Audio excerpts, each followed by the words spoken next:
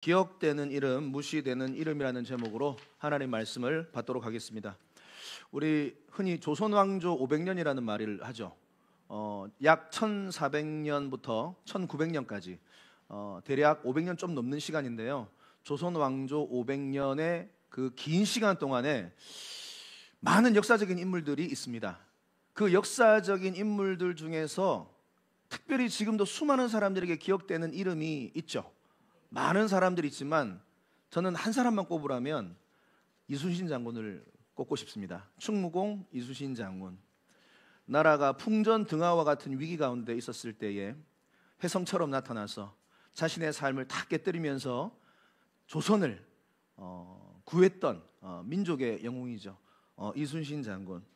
대한민국 사람이라면, 아니 전 세계에서도 마찬가지입니다. 이순신 장군의 이름은 기억되고 회자가 되어지죠. 여러분, 근데 혹시나 이순신 장군을 힘들게 했던 그 당시 왕 압니까? 이순신 장군이 뭐 하려고 하면 발목을 잡고 힘들게 했던 왕이 있습니다. 또 옆에 동료들이 있었습니다. 선조, 그리고 원균. 그런데 이 이름은 잘 사람들이 기억을 못해요. 이제 잊어버리게 되는 거죠.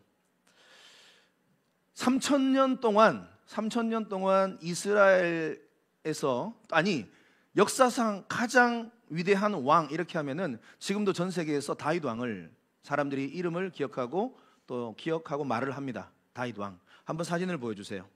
그 다윗 왕을 얼마나 사랑하는가? 이스라엘 국기를 한번 보여주십시오. 이스라엘 국기를 보면 바로 다윗의 별이라고 해가지고 이스라엘을 상징하는 인물이 또 다윗입니다. 그래서 다윗 하면 지금도 이스라엘, 또 그뿐만 아니라 전 세계적으로도 기억되는 이름이 바로 다윗이죠. 오늘 본문에 보면요, 이렇게 하나님께서도 꼭 기억하는 이름이 있어요. 하나님께서 소중히 여기시는 이름이 있어요. 또 반면에 하나님이 무시하시고 잊어버리는 이름도 등장을 합니다. 바로 두 사람이에요. 하나님께서 소중히 여기시고 기억하시는 이름, 바로 다윗. 그리고 하나님이 무시하시고 하나님이 쉽게 잃어버렸던 이름, 골리앗.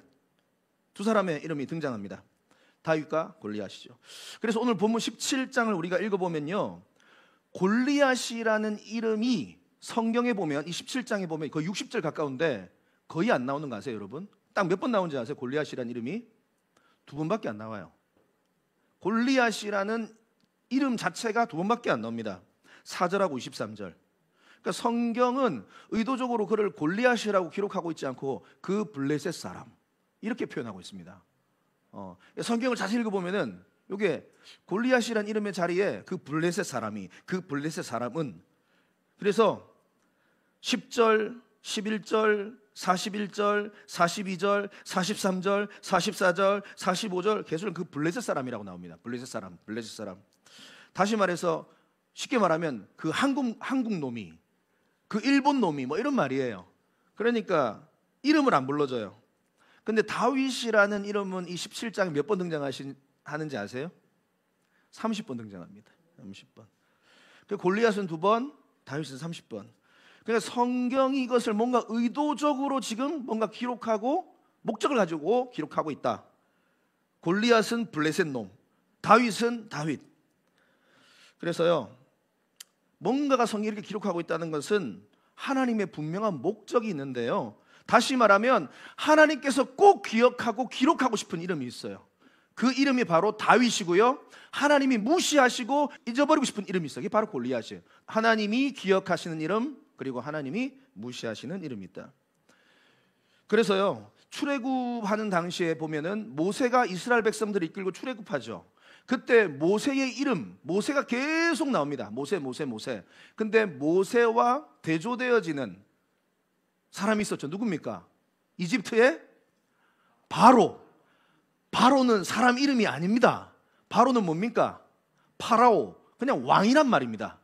그러니까 그의 이름이 뭐 람세스인지 뭔지 몰라요. 그러니까 성경은 그의 이름을 의도적으로 그냥 파라오, 바로라고만 말하고 있어요. 그런데 반면에 모세는 계속 모세. 그러니까 바로, 파라오의 이름에 관심이 성경은 없다. 누가복음 16장에도 보면 나와 있어요. 부자와 나사로에 관한 이야기가 나오죠. 부자가 죽고 천국에 가고 또 나사로도 죽어서 천국 갔지만 성경은 의도적으로 부자의 이름을 기록하고 있지 않습니다. 부자라고 말하고 있습니다. 그런데 거지 나사로는 나사로라는 이름을 쓰고 있어요. 그래서 아브라함의 품에 안겼다. 성경은 기록을 하고 있는 거죠. 오늘 본문에도 보면 다윗은 계속 그의 이름을 부르고 기록하고 있습니다. 그런데 골리앗은 의도적으로 그 이름을 부르지 않습니다. 블레셋 사람. 왜 그러면 하나님께서 이렇게 다윗이라는 사람의 이름을 귀하게 알아주셨는가? 그 이유는 바로 다윗이 하나님의 이름을 귀하게 알아주셨기 때문에 그래요. 사무엘상 17장 45절에 보면 다윗이 블레셋 사람에게 이르되, 골리앗과 싸웁니다. 너는 칼과 창과 단창으로 내게 나아오거니와 나는 만군의 여호와의 이름 곧 네가 모욕하는 이스라엘 군대의 하나님의 이름으로 너에게 나아간다. 골리앗은 하나님의 이름을 함부로 했어요. 골리앗은 하나님의 이름을 짓밟았어요. 골리앗은 하나님을 경멸했어요. 그런데 다윗은 하나님의 이름을 사랑했어요. 하나님의 이름을 소중히 여겼어요. 가장 존귀 여기는 이름이 바로 하나님, 여호와. 그러니까 항상 하나님은 다윗의 중심을 본다는 말이 여기에요. 하나님은 다윗의 중심을 보셨다는 거죠. 사무엘상 2장 30절에도 보면 엘리 제사장이 사고를 많이 치고 자녀 교육에도 실패할 때에 한 선지자가 와서 이렇게 말합니다. 나를 존중히 여기는 자를 내가 존중히 여기고 나를 멸시하는 자를 내가 경멸히 여기리라. 우리 주님은요 이런 분이세요. 자기에게 함부로 하는 사람은 하나님도 그 사람을 함부로 해요. 신경 안 쓰면 하나님도 그 사람 별로예요. 그런데 나를 존중히 여기는 자, 나를 사랑하는 자, 그 사람에게 하나님은 동일하게 똑같이 대해 주신다 이 말입니다. 말라기 3장 16절에도 나와 있습니다. 그때 여호와를 경외하는 자들이 피차에 말하며 여호와께서 그것을 분명히 들으시고 여호와를 뭐하는 자요? 여호와를 경외하는 자들이라고 나와 있습니다. 여호와를 경외하는 자와 그 이름을 존중히 여기는 자를 위하여 여호와 앞에 있는 기념책에 기록하셨느니라. 우리 주님은 이런 분이세요. 여러분 한번 여러분의 삶을 돌아보십시오. 여러분의 이번 주 한 주 직장생활, 학교생활, 가정생활, 여러분들은 하나님의 이름을 얼마나 소중히 여기셨습니까? 얼마나 존중히 여기셨습니까? 얼마나 그 이름을 사랑하셨습니까?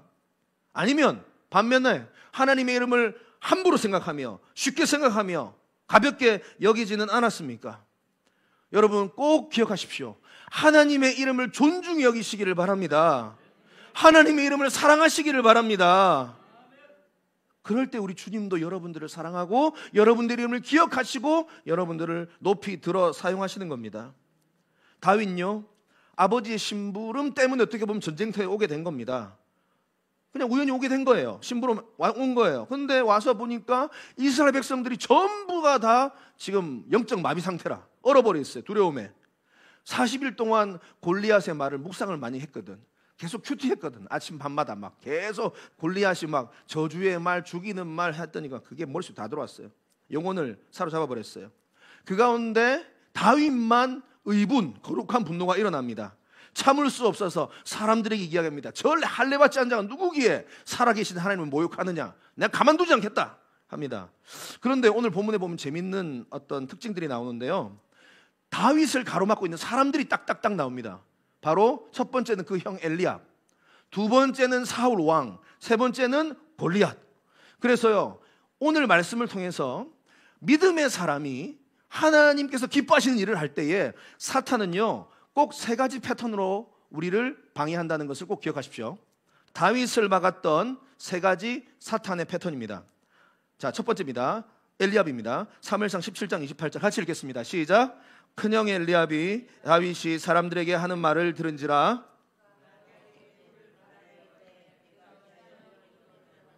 들에 있는 양들을 누구에게 맡겼느냐? 나는 내 교만과 내 마음의 완악함을 아노니. 자, 첫 번째 사단이 우리를 가로막는 방법은 뭐냐면 조롱하는 거예요. 저렇게 저 사진 보세요. 지금 형이 지금 다윗에게 네 조그만 놈이 뭐하러 놀러 왔니?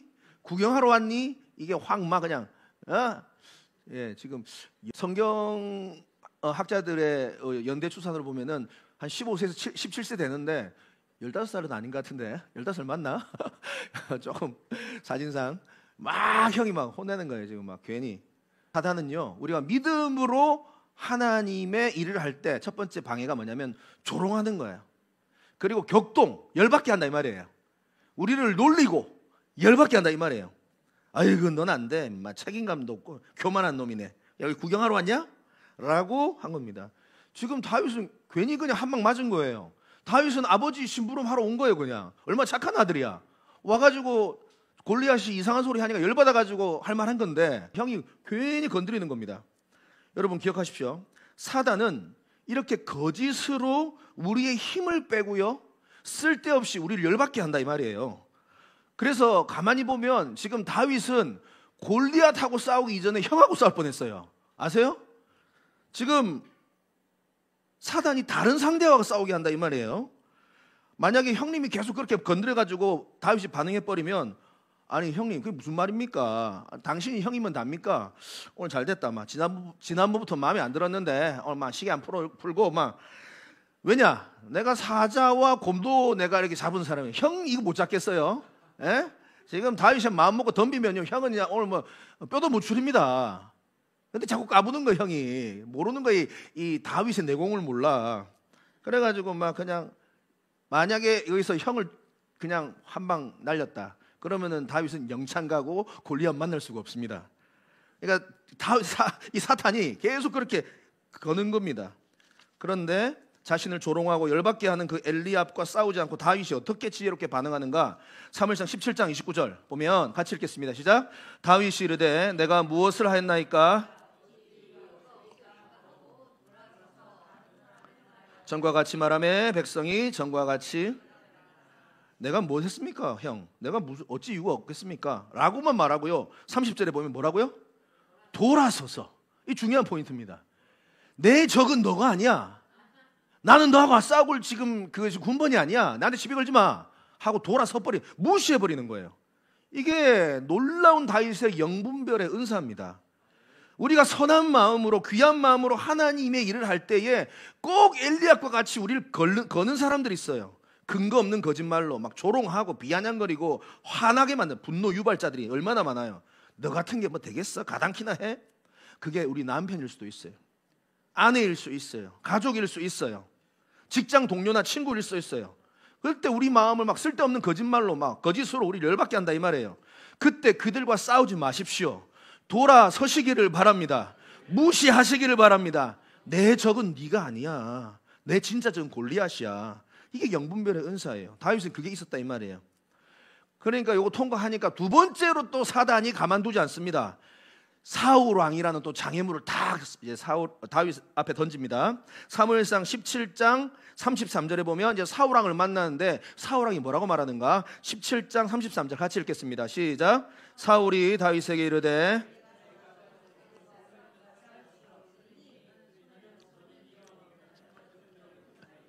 첫 번째 관문은 잘 통과했는데 두 번째 또 사탄이 또 태클을 겁니다.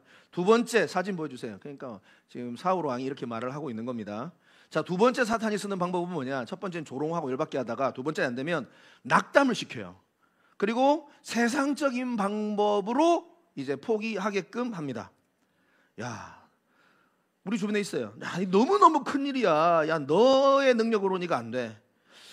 걱정해 주는 것 같아요. 위하는 말 같아요. 그런데 사실은 사울 왕은 다윗을 누르고 있는 겁니다. 지금 너 안 돼. 너는 못해. 너 알잖아. 너 문제 많잖아. 넌 어리잖아. 너 상처 많잖아. 너 문제 많은 인격을 가지고 있잖아. 계속 누르는 거예요.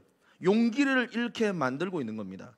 그러니까 사울이 얼마나 지금 무기력하고 어리석은 왕인가 발견하는 거죠. 지금 아무도 안 나섰는데 다윗이 나타나가지고 내가 쓰러뜨리겠다. 사울 왕이요, 낙담하지 마십시오. 이렇게 말하고 있는데 어떻게 말해야 되거든요. 사울 왕이 고맙다 다윗. 네 같은 게 와, 야, 네 대단하다. 아무도 안 나섰는데 야, 네밖에 없다. 고맙다. 막 이래 해야 될 거 아니에요. 그런데 고작 한다는 소리가, 네 소년이고 걔는 용사라서 너 안 돼. 너 안 돼. 참아라. 이런 사람들이 꼭 있습니다. 낙담을 시키는 거예요. 다윗은 그 말이 하나님께서 기뻐하시는 말이 아니라는 걸 알았어요.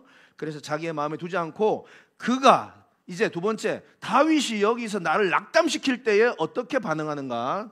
그게 바로 내가 하나님을 만난 것을 간증하는 겁니다.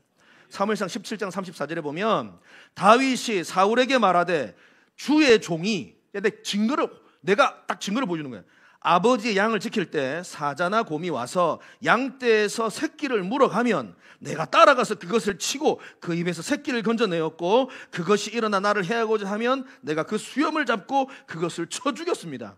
이 정도로 말하면 이제 사울이 꼼짝 못하지요. 36절, 주의 종이 사자와 곰도 쳤은즉 살아계시는 하나님의 군대를 모욕한 이 할례받지 않은 블레셋 사람이니까, 골리앗이란 말 안 나오죠? 하니까 그가 그 짐승의 하나와 같이 될 것입니다. 37절, 또 다윗이 이르되 여호와께서 나를 사자의 발톱과 곰의 발톱에서 건져내셨은즉 나를 이 블레셋 사람의 손에서도 건져내실 것입니다. 할렐루야. 누가 여러분들을 낙담시킵니까? 누가 여러분들을 함부로 상처 줍니까? 누가 여러분들을 함부로 비아냥거리고 낮춥니까? 여러분, 그때 여러분 하셔야 될 게 뭐냐? 내가 만난 하나님, 내 인생 가운데 역사하셨던 하나님, 그 내 위기 가운데 주님께서 나를 거두셨던 그 하나님, 그 하나님을 기억하시고 간증하셔야 됩니다. 예수 믿은 것은 받은 증거 많도다. 아멘, 아멘, 아멘. 잊어버리는 거 아니에요. 이제 기억하셔야 돼요. 저도 돌아보면 참 위기가 많았습니다. 뭐 가장 최근에 근처 유학 갔을 때, 미국에 유학 갔을 때 항상 그냥 경제적으로 쪼달리고, 공부는 막 하나님께서 딴 거는 좀 이렇게 여러 가지로 주셨는데 암기력을 좀 약하게, 이 소금을 약하게 좀 쳐주신 것 같아요. 이 암기력만 좀 이리 주셨으면 참 좋아요. 암기력, 이게 대한민국은 암기력인데, 그죠? 또 공부를 하면 암기력이 필요한데 암기가 잘 안 되게, 그러다 보니까 이게 너무 힘든 거야. 그러니까 이 시험에 통과할 것 같나? 논문 되겠나? 너무 두려움과 걱정과 염려 때문에 날마다 사로잡혀가지고 이 공부의 스트레스가 극에 달하면 잠이 안 옵니다. 여러분 다 그런 거 경험해 보셨죠? 이제 시험을 앞두고 있어요. 근데 막 안 돼. 머릿속에 안 들어와. 정리가 안 돼. 그러면 막 고통 가운데 이제 새벽 2시쯤에 이제 공부가 안 되면 나가가지고, 미국은 또 그런 게 좋아요. 걸을 때가 참 많습니다. 이렇게 공원도 많고, 그러면 그런데 다 걸어가면서 제일 구슬픈 찬송가 하나 부르면서 이렇게, 그러면서 하나님 앞에 그냥 아이고 주여, 미국에 왜 보내셨습니까? 아이고, 네 아시잖아요. 제가 이렇게 부족한 건 많이 아시잖아요. 그런데 찬상을 탁 부르면서 걸으면 눈물이 계속 쏟아져요. 주 예수보다 더 귀한 것은 없네, 이 세상 부귀와 바꿀 수 없네, 영축을 내 대신 돌아가신 그 놀라운 사랑 잊지 못해. 그 막 걸으면서 다른 사람들은 미친 사람 아이가 이렇게 했을 겁니다 아마. 울면서 하나님 살려주세요 좀. 너무 힘듭니다. 주여 좀 도와주세요. 그렇게 또 한 위기를 넘기고 그러면 마음이 막 폭풍 같은 마음이 어찌 되겠지 시험 어찌 되겠지 하나님께서 할렐루야 모르겠다 하고 집에서 마음 편히 잡습니다. 예. 그리고 나서 또 정신 차리고 또 열심히 그러다 보니까 감사하게 이제 5년 만에 논문도 통과하고, 그 공부가 되겠나 싶었는데 또 어떻게 하다 보니까 또 통과가 되고, 아이고 할렐루야. 이 경험들이 있어야 돼요. 내가 그렇게 힘들고 막 답답하고 도저히 문제가 안 풀릴 때에 밤중에 홀로 교회 와가지고 의자에 앉기도 그럴 때는 좀 마음에 좀 그래 왜 하나님 앞에 뭔가 좀 내가 좀 약한 것 같고, 내가 하나님 앞에 속상하게 한 것 같기도, 그럴 때는 와서 무릎을 꿇어요. 항상 교회 그 캄캄한 바닥에 무릎을 꿇고 주여 좀 도와주세요, 은혜 주세요 이렇게 하다 보면 꼭 나중에 회개를 시키셔. 떠올리죠. 죄를 그래 내가 주님 죄송합니다, 주님 죄송합니다. 그래가지고 막 기도하다가 딱 시간 보면 한 4시간이 흘렀어. 그때 그 기도하는 가운데 성령님께서 탁 만지시고 뜨거운 불을 경험하고, 그때 아픈 병들이 치유함 받고, 여러분 그 시간들 반드시 있어야 돼요. 주여. 그래서 그 간증이 다윗에게는 있었어요. 내가 만난 하나님, 나의 기도 응답해 주셨던 하나님, 나 같은 죄인 살리신 주님의 은혜 놀라. 이것이 그러니까 그냥 입술의 고백이 아니야. 내 삶의 고백이 되는 거죠. 여러분, 이 간증이 여러분들에게도 있기를 바라고요. 이 간증을 위기 가운데서 선포하신 은혜가 있기를 바랍니다. 다윗은 이렇게 선포하면 뭐 사울이 꼼짝 못하지 뭐. 그래, 알겠다. 가라. 그런데 사울이 그냥 가라가 아니라 또 여기서 한 번 더 태클이 들어옵니다. 또 이렇게 방해합니다. 교묘하게. 17장 38절입니다. 같이 읽겠습니다. 시작. 이에 사울이 자기 군복을 또 그에게 참 사다는 지혜로워요. 그럴듯하게 그래 걱정, 아이고 너 너무 걱정이 된다. 혹시나 한 방에 죽으면 안 되니까 한 두세 방은 그래도 막아야 되니까, 내가 입고 있는 갑옷을 한번 네가 입어봐라. 그래가지고 그 옷을 갑옷을 입히는 겁니다. 여러분, 사단은 낙담시키는데 그것도 안 되면 이제는 그럴듯한 방법으로 회유를 한다 이 말이에요. 이게 사단이에요. 늘 그럴듯한 방법으로 성도를 무너뜨린다 이 말이에요. 합리화시킨다 이 말이에요. 코로나 시기 때 여러분 기억나시죠? 그때 정부가 나서서 모든 종교활동, 집회 다 막아버리고 예배 다 금지시켜버리고, 그런데 어느 정도 풀리는데 이상하게 종교활동, 예배만큼은 이상 안 풀어. 다른 데서 모이고 있는데, 여러분 이상하다는 생각 안 들었습니까? 그래가지고 이제 교회가 앞장서서 국가의 정책을 우리도 같이 도와줘야 된다. 물론 저는 상당히 일리가 있다고 생각합니다. 하지만 너무 따라준 것은 아닌가.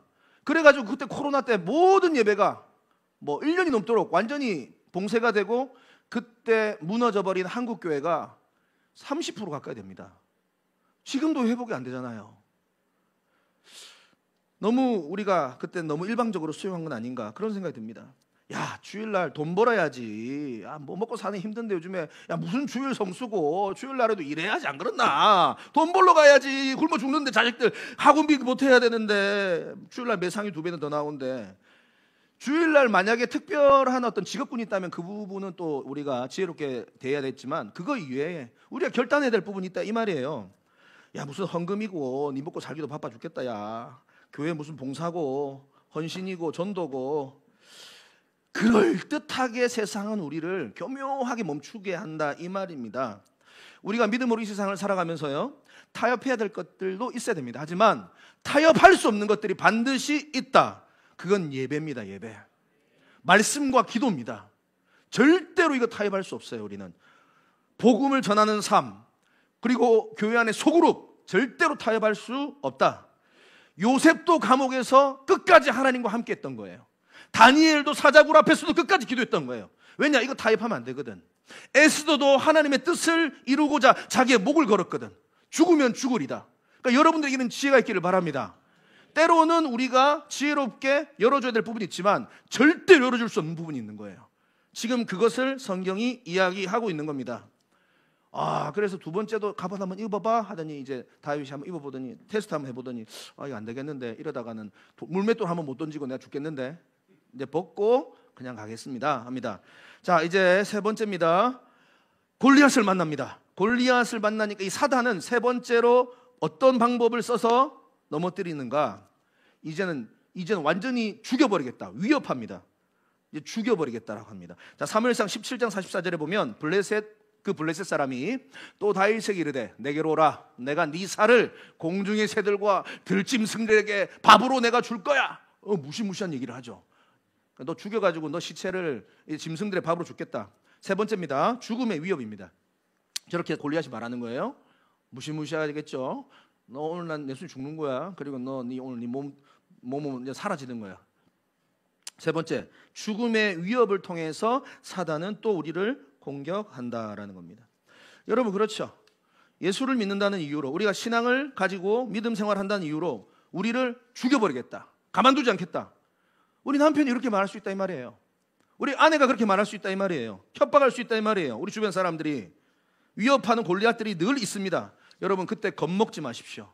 두려워하지 마십시오. 여러분, 우리는 결코 죽지 않습니다. 그 사람들이 우리의 생명을 가지고 있는 것이 아니라 주님의 손에 우리의 생명이 있는 줄 믿습니다. 다윗이 이럴 때는요, 어쩔 수 없어요. 믿음으로 함께 부닥칠 수밖에 없는 거예요. 이럴 때는 어쩔 수 없어요. 사무엘상 17장 45절. 다윗이 블레셋 사람에게 이르되 너는 칼과 창과 단창으로 내게 나아오거니와 나는 만군의 여호와의 이름 곧 네가 모욕하는 이스라엘 군대의 하나님의 이름으로 내가 나아가노라. 이렇게 말하는 겁니다. 46절. 오늘 여호와께서 너를 내 손에 넘기실 것이니 내가 너를 쳐서 네 목을 베고 블레셋 군대의 시체를 오늘 공중에 세워 땅의 들짐승들에게 주어 온 땅으로 이스라엘이 하나님이 계신 줄을 알게 하겠고. 야, 다윗 진짜 말 잘하죠. 야, 상대 말 딱 받아가지고 아니야, 오늘 시체가 되는 건 너야.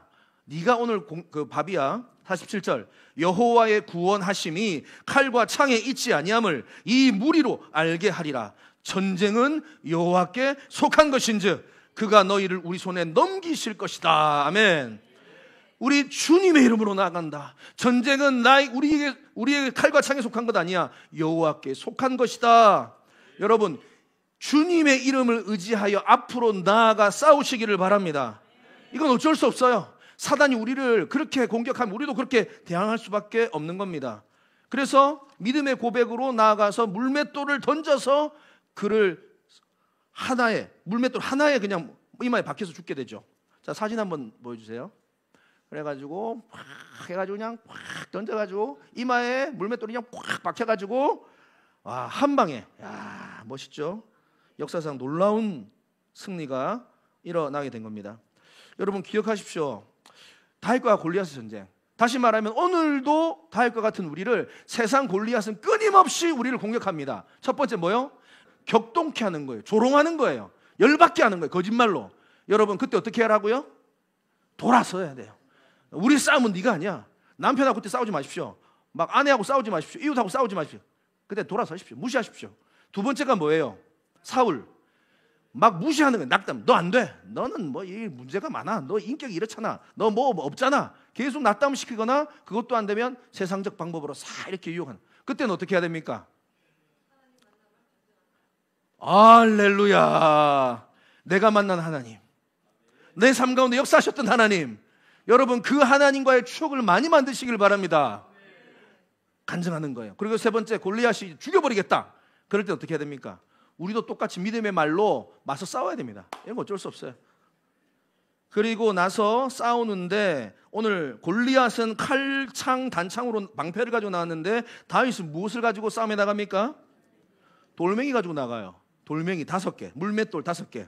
자, 여기서 중요한 영적인 원리가 하나 있는데 다윗이 가진 물맷돌이 상징하는 게 무엇인가? 그것은 바로 우리에게 주신 하나님의 은사와 재능을 말하는 겁니다. 은사, 재능. 약간의 차이가 있지만 이것은 나중에 좀 제가 자세하게 말씀드릴게요. 이 은사와 재능이 물맷돌이고요. 이 은사, 다시 말하면 다윗의 은사와 재능, 이 물맷돌 실력이 어마어마한 거예요. 어마어마한 거예요. 사진 한번 보여주세요. 저게 물맷돌입니다. 저게 이제 돌멩이 5개하고 물매입니다. 여러분 저거 해보셨어요?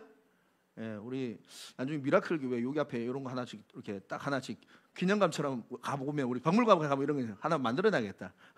딱 저기 돌러 가지고 막 돌리다가 한 손을 딱 풀면 쫙 날아가 가지고 이렇게 탁 머리에 아니면 딱 공격하는. 저게요 실제적으로 저 시대 때 엄청난 무기가 바로 저 무기입니다. 실제 전쟁에 사용됐습니다. 사사기에 보면은 베냐민 족속 중에 왼손잡이 700명 있는데 물맷돌 용사라고 합니다.